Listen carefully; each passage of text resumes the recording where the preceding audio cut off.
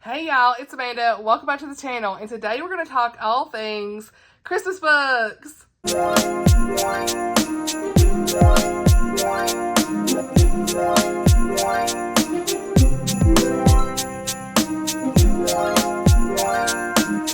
I'm so excited to be making this video. I love all things Christmas books, you guys. That's my favorite time of year to be reading some just cute Christmas novellas, all the cheese, all the good things. And so today we're going to talk about some of my favorites. And I did have a video last year that I will link down below, so none of the books I'm talking about in this video will be duplicated from that one. So if you want even more of my favorites, please check that one out as well. So without further ado, let's get into it. First and foremost, I want to talk about Mary Kay Andrews' The Santa Suit. Y'all, this was super cute. I read this last year, gave it 4 stars. This is a closed door romance that had minimal language, okay? This book is all about Ivy.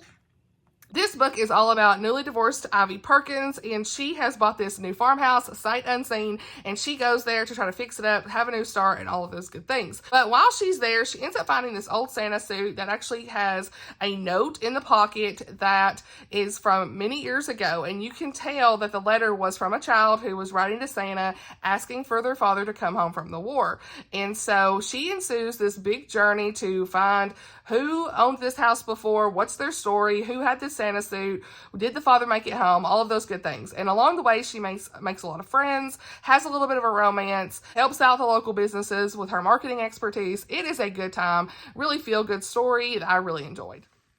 Next on the list is what I talked about recently, and that is Meddling with Mistletoe by Liz Johnson. I really enjoyed this, you guys. I gave it 4 stars. It's tied to her Prince Edward Island Dreams series, which I've not read, so you don't have to read that to pick this one up. But book 1 in that series is The Red Door Inn. And so in this book, you do see the Red Door Inn, which I thought was pretty cool. Really made me want to read that series. So in this, we have our girl Whitney, and so she is needing to gain additional tuition funds for her culinary school. And so she needs to make all these pies for the local market sale and everything. But unfortunately, her oven goes on the fritz. So she ends up talking to someone at the Red Door Inn and asking them for help, and they let her borrow the oven. And so while she's there, she's helping out with the Red Door Inn and all their things that they're doing. Anyway, she ends up meeting this woman named Aretha Sloan, who is trying to match make this girl Ruby with her nephew Daniel. And so Aretha has a proposition for Whitney. She will pay for her school tuition if she helps in the matchmaking scheme that she has for Daniel and Ruby. And so things go on from here, because what happens, you know what's going to happen, right?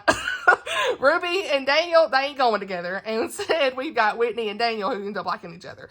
And the story is on from there, okay? So, the ending of this is what pushed it up to a 4-star for me. Even if you're not a matchmaking person, I still really like this story. Thought it was cute. It was more like a light play on it than anything. It wasn't that serious, because you knew from the very beginning that Daniel and Ruby just really didn't go together. And even all the side characters were making comments like that. So, yeah, overall, a really cute Christmas read. There were some cute young kids that really just shined through. One of the young kids told Daniel something that made him think about the Lord, and I really liked that, and how God had a plan for him, regardless of his past heartbreak in his relationships and stuff. So I really enjoyed this book. Super cute one to read at Christmas time. Then we have got Christmas Baggage by Deborah M. Hathaway. This is book 1 in the Christmas Escape series, and this is super cute. It is a grumpy sunshine, kind of enemies to lovers in a way trope, and you have all the good Christmas vibes in this, okay? You got travel, love to see it. So in this, we have our main girl, Claire, who is going on a trip with her friend, Melody, and her parents have kind of left her alone for the Christmas season, so she ends up going to London with her friend. And so in comes her friend's cousin, Liam. Girl, you know what's going down. They end up meeting in some really funny circumstances. Something about their baggage, of course, gets like all messed up, and they have like this meet cute. It was super fun. And they end up touring London together, and the rest is history. So yeah, I really like this. It was cute, charming, and it had lots of good banter, which I love. I have to have the banter, you guys. If you're a big nerd like me, then you would love to see some of the great references in this for Star Wars. You've got Pole Dart, Pride and Prejudice, Harry Potter, all those good things. I didn't love how her friend Melody was portrayed in this more than anything, but other than that, I still really enjoyed this book. It was a solid 4 stars for me. I really liked how the main couple communicated, all that good stuff. So yeah, definitely one y'all gotta check out. Next, we have got one I also talked about recently, and that's Christmas at Harringtons by Melody Carlson. I really enjoyed this. It's very wholesome. It just brings back the sweetness and classic Christmas that you really like to see in those cute Christmas Hallmark movies, all that good stuff. So this book had a lot of good redemption in the Lord. I really liked that. Forgiveness, second second chances, all the good stuff. So in this, we have our main character of Lena, and she was wrongfully accused of money laundering and everything from her ex-husband, I should say. He was the pastor of the church, and he accused her of stealing money. And so she ends up in prison for several years, and this book starts upon her release from prison. And so she wasn't able to get her name cleared and everything, but she did not commit any of these crimes that her husband did. He is a fraudulent man. And so we see how she is getting her second chance. She's starting over in a new town. And so she has a job lined up at the Harringtons department store. And the job doesn't really turn out exactly as she thought, but she ends up being Mrs. Santa there because of the Christmas jacket she has on. So yeah, and that job's going very well. She feels like she has a new start. She has new friends, and she is helping another family with a young girl. So that was a really great added layer of depth there. And there's not really any romance in this, and I like that. I liked how this was more so family elements and just a really genuine Christmas story and second chances and telling her story and letting people know the truth, and also justice being served in the end. So highly recommend, definitely one that you got to check out. We have got Dreaming About Forever by Mandi Blake. I love this, you guys. I gave this 4.5 stars last year. This is in her Christmas in Redemption Ridge series. This is a really great bodyguard protector story, you guys. So in this, we have a celebrity, which just could have been great for my celebrity recommendation video, but it's a Christmas book, so I didn't include any in that. But it has this girl Alicia who is a celebrity, and so she is trying to just escape the paparazzi. Lots of financial scandal in her family and everything. And so we have got Jordan, who is a Marine with a Purple Heart. He is an amputee as well, and he is a bodyguard for her. And so you see him really protecting her and taking his job very seriously. He's just the greatest guy. He stands out so much in this book, more so than her. I didn't really care for her character as much, so that's why it's kind of like a 4 and 4.5 for me, but I still really enjoyed the story. It's a great Christmas read. It has a quick romance and everything, because they end up going back to like her family in Colorado, his family, sorry, in Colorado, and he is like just has that as like her safe haven, really, away from the paparazzi and everything. So they're getting to know each other there. It does feel quick, but honestly, like the way that Mandi writes even quick romance is great, because you really feel like there's a layer of depth there with our characters, and there's just so much happening that it doesn't feel as quick as it is. Jordan really stole the show in this, and so that's another reason I don't really care about the romance being quick, because he great. Okay. Also some really nice faith content, as always. A really great Christian Christmas romance. Let's talk about my favorite Christmas read of last year, and that is Better Watch Out by Natalie Walters.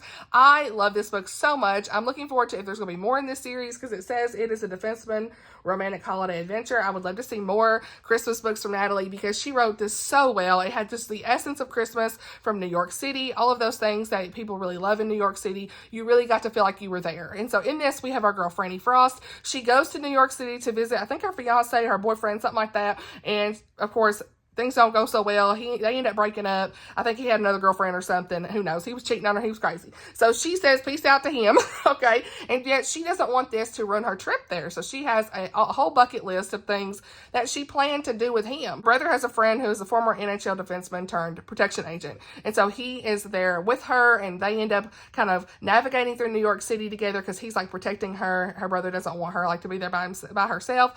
And so we see them really get to know each other, and a little romance starts to happen. The big thing in this is there's a suspense in this a little bit, because we have where he is supposed to be like kind of keeping out for this woman, and this Franny gets mistaken for the woman he was supposed to be like protecting. And so the people who were after the woman he was supposed to be protecting are now after Franny. And so there's all this drama with that. So it was a really good one. I gave this 5 stars. Very engaging. Just, I mean, as a Christmas enthusiast, if you are someone who is like that, like Franny, you're going to like this, because it has so many good things. There's like great, joyous activities. They are ice skating, all the big trees, and it just adds a layer of charm to the story. I loved it so much. So highly recommend. You got to read this. Back on to Melody Carlson. Okay, honey, we got the Christmas Joyride. I cannot remember if I talked about this last year. I don't think I did. I don't remember when I read this, but I want to talk about it now. It says I read it in November, so I think that video was probably already filmed by then. So yeah, we're going to just go ahead and talk about it. If you're seeing this, I didn't talk about it in the video, because I would have cut it by now.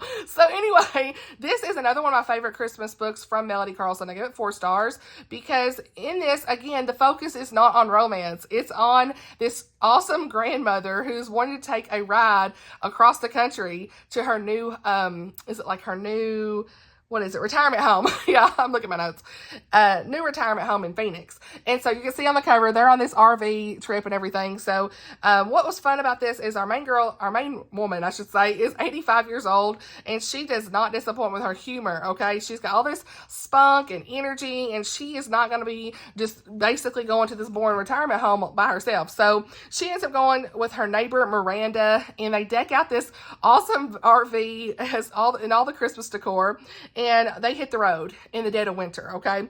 And this is a very interesting trip. You have some hiccups along the way, but you see a lot of like them helping people. I really like their dynamic as friends. It was a really good female friendship story, and just like seeing even when she gets sick and is not feeling good, Miranda just steps right in and really cares for her no matter what, and I like that. There is a little bit of instant love in the end of this I didn't care for, so there's that, but you know, he's a single dad, so I forgave it. Okay, and there's a little girl in here that was really sweet as well, so yeah, but my favorite part really was the female friendship in this, so it really goes to show that you can be friends with anybody, and no matter your difference in age, like you can still find common ground, and I love that, so yeah. All right, next I want to talk about the Christmas Dress by Courtney Cole. This is a secular Christmas read, and I really enjoyed it. I gave it 3.5 to 4 stars. So in this, we have our New York fashionista, we're back in New York again, okay, named Meg, and she returns to her hometown of Chicago to manage her late father's apartment building. And so she lost her job, and she is just trying to figure out what she needs to do with this new apartment complex that her dad left to her. There's a lot of things that are run down, need to be fixed, and so she's wanting to continue her father's legacy in this apartment complex and get to know these tenants and have them trust her as a trusted person there for them, because they're not really used to that. They don't know what to think of her, and she really hasn't been around. She regrets that. She wants to just try to do her best. A lot of regrets after her father passed away. And so in this, you see where she is doing all of these different things, but there's a lot that needs to be fixed. And so in that, she ends up meeting handyman Logan, okay? And they form a little romance together, and she's just trying to really gain approval of the tenants the best way she can, and he kind of helps as well. There's also her father's old unpaid assistant that was pretty much helping with everything as well, that she forms a friendship with eventually. Meg ends up meeting a resident there named Ellie, and she ends up giving her this Christmas dress. This Christmas dress inspires her with something to help really keep her dad's legacy alive for this apartment complex. I'm not going to say what it was or what it is, but it was just a really good feel-good story for that. The book does have a lot of feelings with grief and regret, so I will mention that, because I know a lot of people may not want to read that at Christmas time, but you really see her just grow through that process, trying to start anew and take on her family's legacy with this, like I said. So on the flip side, I will say there is some drama. The reason it was like kind of like 3.5 to 4, there's some drama with Logan's ex-girlfriend that kept popping in that I did not like, so that's the bad part about it. But despite those reservations and those small things, I still really like this, and I want to mention it because it's one I read last year, and some of you all may really enjoy it. So now, it's been a while since I've talked about this book, and I can't remember when it was I talked about it. Probably when I first did my channel. And it's called The Holiday Swap by Maggie Knox. Now, this is a secular Christmas romance, but it's clean, and I really liked it. It deals with two sisters. They swap lives pretty much, and there's romance on both sides. There's like a bakery and all these good things. So I don't remember a ton about it, but those are the things I remember right off. So it says, when Chef Charlie Goodwin gets hit on the head on the LA set of her reality baking show, she loses her critical ability to taste and smell. Meanwhile, her identical twin, Cass, is frantically trying to hold her life together in their quaint mountain hometown while running the family's bakery and dealing with the breakup that just won't end. With only days until Christmas, a desperate Charlie and Cass do something they haven't done since they were kids: switch places. But when rugged firefighter Jake Greenman and gorgeous physical assistant Miguel Rodriguez are thrown into the mix, will the twins' identity swap be a recipe for disaster or for getting their lives back on track? I don't remember it even having language, honestly. It might have had some language, you guys. I can't remember. I'd have to look at my review. If I have a review, I'll link it down below. So forgive me for any missed details on that. But I really liked it when I read it. Of course, it was when I first started my channel, so grain of salt here. But I don't remember anything egregious in this. So yeah, I wanted to go ahead and mention that one. I didn't really care for her newest Christmas book a couple years ago, so don't want to recommend that one, but this one definitely was a good one. So, okay, so then we've got One Christmas in Winter by Belle Renshaw. I am going to continue on in this series, but this was super cute. I read this, let's see when I read this. Was it last year? Actually, January of 2023. So this would have been like 2022 Christmas, okay? So I can't remember a ton. Let me look at what I said. I remember liking it, so I want to tell you guys about it, okay? Yeah, I gave it 4 stars. It's very Hallmark movie style. And, oh yeah, Reba is the director of this Christmas movie in Winter, Montana, okay? I remember it now. And so she needs a new actor. Her leading actor, like, he gone. Something happened. An accident. He's out of commission. And so she runs into Hoyt Bradley, a previous actor who's now the owner of this diner, okay? He agrees to help her fill in for as an actor, and the rest goes on from here, like all this good stuff. So they start to get to know each other. So it's like cheese, cliche, but it's what you need at Christmas time, okay? So definitely going to continue on in that series. And I had a couple others I want to recommend I don't own. So let me get back to that. I want to recommend T. Williams, Finally Christmas. So if you know, she has a YouTube channel. I will link her channel down below. She's one of my good friends. But I'm not just saying this. I really, really, really enjoyed this, okay? I gave this 5 stars. It is super cute. It's her debut novella, and I really liked it. It was a solid 5 stars, okay? So this had some really well-developed characters for me, and they engaged in, like, genuine conversation, which I really appreciated. And so in this, we follow Meredith, who is a new Christian, and she's coming away from a toxic family situation, okay? She's never really celebrated Christmas because she grew up as a Jehovah's Witness in their church. And so her new church family decides to throw her like this Christmas party and everything for her first time of Christmas. And so her family is very overbearing and confronts her, and they're constantly against her newfound faith in Jesus and everything. And amidst the chaos of what's going on with her family, she meets this guy named Mason. Hey, that's a selection. Mason. Mason, not Maxon. Mason works at the new church, and they have this immediate connection and all that good stuff. Really liked it. I definitely want to recommend that one. And then we have got my final recommendation here, which is Sariah Wilson's novella, Almost Like Being in Love. This is pure insta love, pure cheese, but it's time travel, Scotsman, 17th century. Let's go. 3.5 stars. I think I put 4 on Goodreads, but I had a good time with it.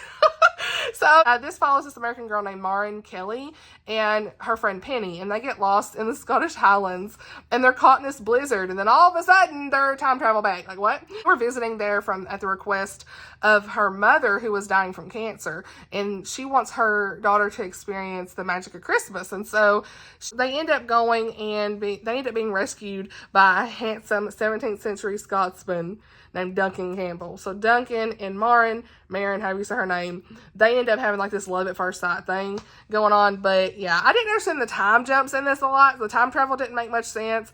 I don't know. I was just in a good mood while I read it. If I read it now, I don't know, it might just be like, I'm done with this. But I really enjoyed it. So I want to mention it because it was fun. So that's all of my book recs for Christmas, you guys. Let me know some of your favorite books at Christmas time down below in the comments. My Christmas TBR, I don't know if you've seen it or not. If you have, it's going to be linked. If not, it's coming, okay? Because I don't know when I'm scheduling these back-to-back kind of thing. So hope you enjoyed the video. Let's chit-chat below in the comments as always. Have you read any of these? All that good stuff. I love chit-chatting with you guys all the time. Thank you so much for watching, and I'll see y'all in the next video. Bye, y'all.